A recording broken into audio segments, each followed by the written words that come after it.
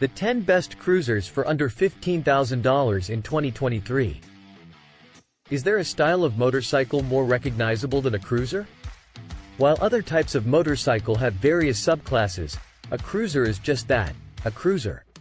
Typically American in conception and style, that has not been a barrier to choice as that market is so big and so important that every manufacturer worth its salt has a model or two, or three, in its range, which is great for the consumer.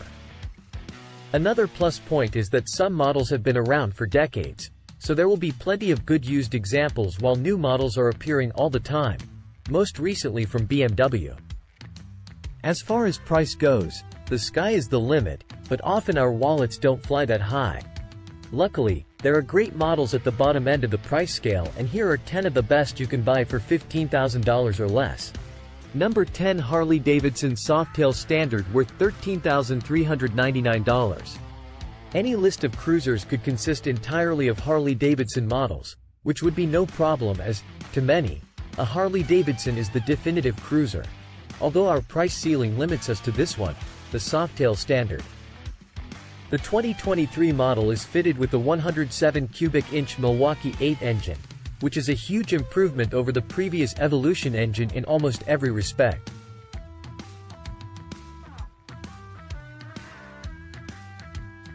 The design is pleasingly minimal when compared to other Harley-Davidson models, and this enables the engine to stand out as its defining feature. Basic it may be, but you still get all the typical Harley characteristics.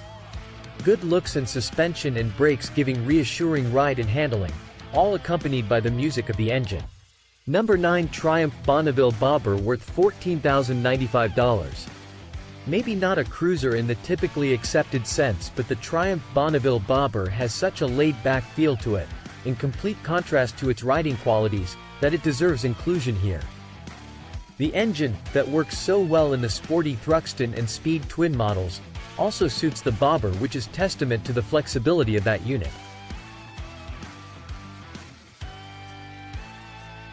Remarkably vibration-free, the relatively low output of 77 horsepower is supplemented by a ton of smooth torque and a gruff soundtrack. If the riding position of outstretched arms and feet tucked under the body is unusual, it also lends itself perfectly to the chassis dynamics, which are well above the average cruiser. Overall quality is excellent, and it lends itself to customization as well as any Harley. Number 8, Honda Rebel 1100, worth $9,499. One of a total of 6 Honda cruisers, the top-of-the-range Rebel 1100 is also the best of the bunch to ride. The parallel twin engine is lifted from the Africa Twin and retuned for this application, with 86 horsepower available. If it lacks a bit of character compared to other bikes on this list, then it more than makes up for it with typical Honda efficiency and design.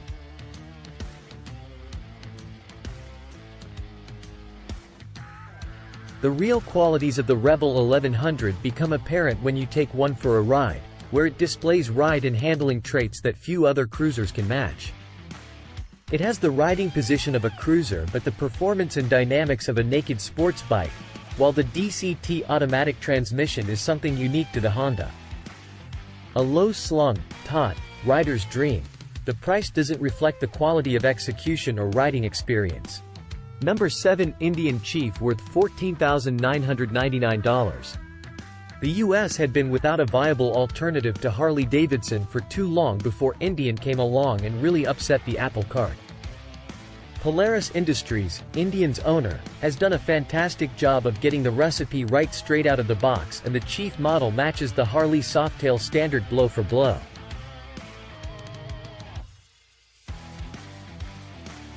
It simply ticks all the right boxes: engine, chassis, suspension, style.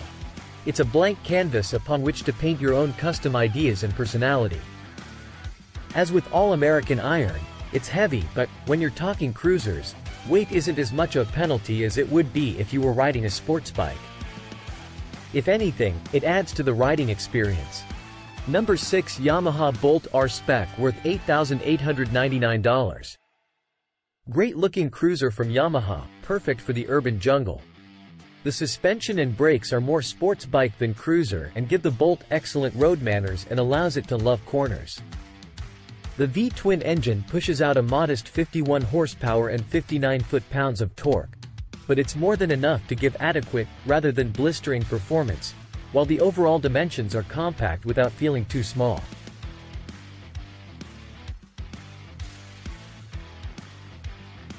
Build quality is right up there with the best, and it looks a little like a Harley-Davidson Sportster, the old Sportster, which is no surprise as that is exactly the market that Yamaha is aiming the Bolt at. Not flashy in any way, just understated efficiency. Number 5 Suzuki M109 Boss worth $15,599. As with the BMW R18, slightly out of our budget, but it's hard to believe you wouldn't be able to haggle your way down a few $100s. The M109 Boss is big and heavy but packs a heavyweight punch, with 128 horsepower and 118 foot-pounds of torque.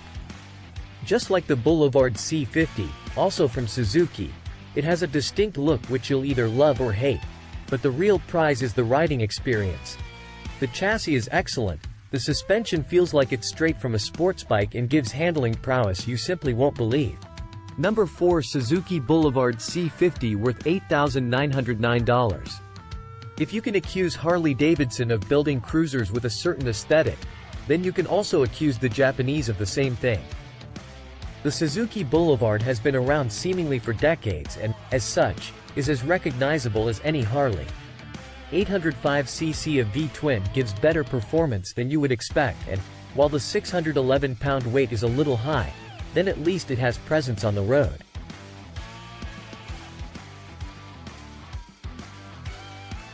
Fat tires, long wheelbase, wide handlebars and basic suspension give an authentic cruiser riding experience, with a smooth ride and excellent comfort.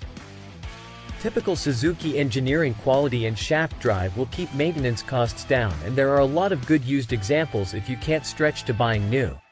Number 3 Kawasaki VN900 worth $8,999. The Japanese have really taken to the cruiser market, with mixed results, it has to be admitted. One thing they have going for them, however, is price. Actually, that's not true. They have a lot more going for them. The Kawasaki VN900 is a laid-back, chopper-style cruiser with a distinctive 21-inch alloy front wheel, high-rise drag bars and forward-mounted foot pegs. It's one of the best-looking non-American cruisers with typically good quality, some keen detailing and excellent paint and chrome.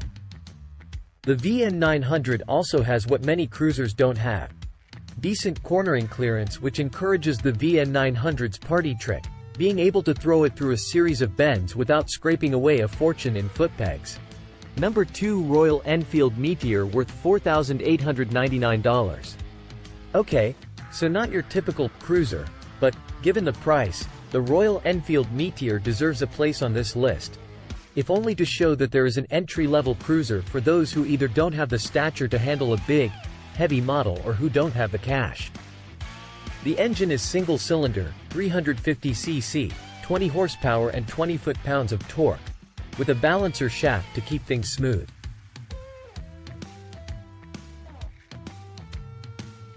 There's nothing stand out about the spec, but it all works extremely well when taken as a whole, and the whole bike is all about simplicity of riding while being a lot more fun than the specs or the price would lead you to believe.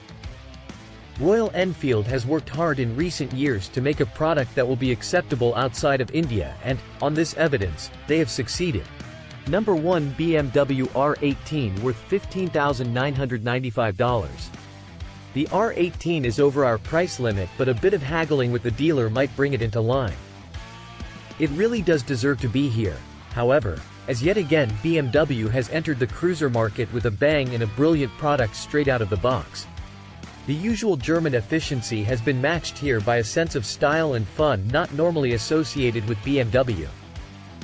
The style is a direct throwback to the very early days of BMW, back in the 1920s, but the engineering is bang up to date, while the chassis, suspension, electronics and brakes are all out of the top drawer.